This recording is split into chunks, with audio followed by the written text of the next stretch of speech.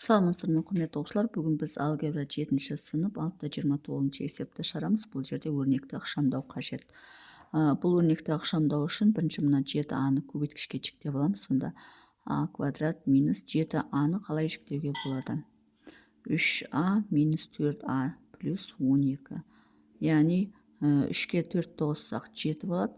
Және оны жіктеген кезде 3 пен 4а 3 пен алдына коэффициенттер 4-ті көбейткенде оны 12 шығу керек. Міне соған байланысты. Оны минус 5а плюс 2а деп те жазуға болады, бірақ 5 пен 2-ні көбейтсек 10 болып қалады да, мына жерге келмейді. Сондықтан мына екі коэффициенттің көбінісі 12 болатындай қылып жіктеу керек мына жерді. 3а минус 4а деген. Ал мынау бізде формула а минус 3-тің жақшан сыртында квадрат деген сөз. А квадрат минус 6а плюс 9 болады. Тең. Енді осы жерден мына екеуінен а-ны жақшан сыртына шығарып жіберейік. А-ны жақшан сыртына шығарсақ а минус 3 қалады. Минус 4-ті жақшан сыртына шығарамыз мына жерден. А минус 3 болады. Бөлу а минус 3-тің жақшан сыртында квадрат деген сөз. Тең. Міне осылай жіктеміз. Енді осы жерден мына жерде де а минус 3 бар, мына жерде а минус 1, соны жақшан сыртына шығарамыз. Мына жерде а минус 4 қалады. Бөлу а минус 3-тің жақшан сыртында квадрат деген сөз.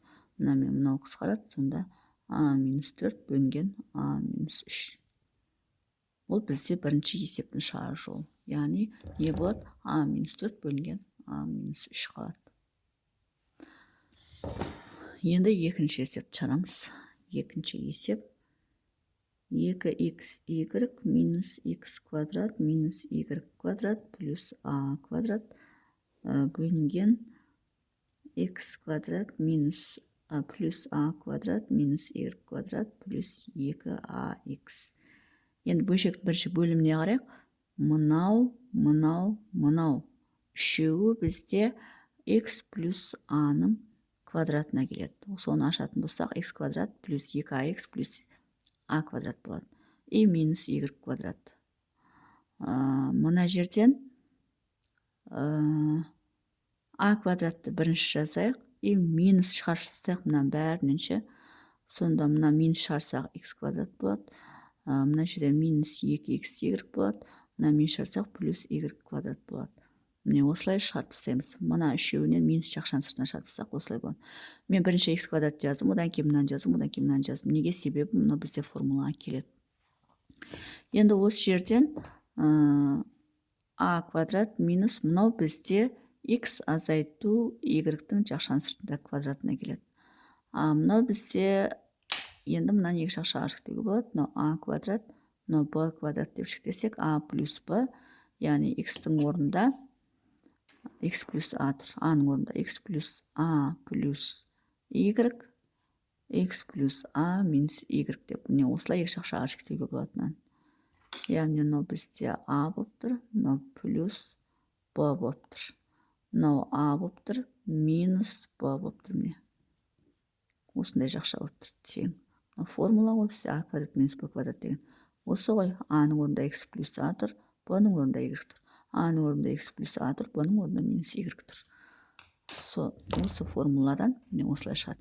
Енді мынанда тура сол формула бойынша а-ның орнына а жазамыз, б-ның орнына мынаны жазамыз. Сонда оның екі жақшаға жіктеуі а плюс x минус y, а минус x минус y. Неге жақшаға алып жаздым? Себебі мына жерде мынаның таңбалары өзгеріп кетеді. Сол үшін жақшаға алып барып, сосын ашамыз. Енді мына бөлшектің бөлімі x плюс а плюс y, x плюс а минус y. Міне осылай жаза салуға болады. Тең. Осы жерден мынаны сол күйінше жазайық. А плюс x минус y. Екінші жақшаға а минус x плюс y болады. Жақшаны ашып жібереміз. Минус x, минус b, минус плюс болып кетеді. Бөлу x плюс а плюс y, x плюс а минус y. Тең. Енді осы жерде мына екеуі қысқарады.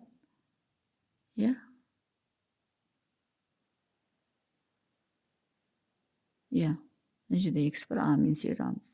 Сонда алымында а минус x плюс y болады. Бөлімінде а плюс x плюс y болады.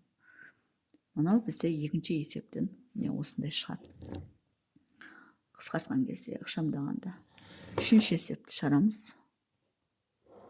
Үшінші есеп m куб минус m квадрат n плюс mn квадрат бөлу m куб плюс n куб тең.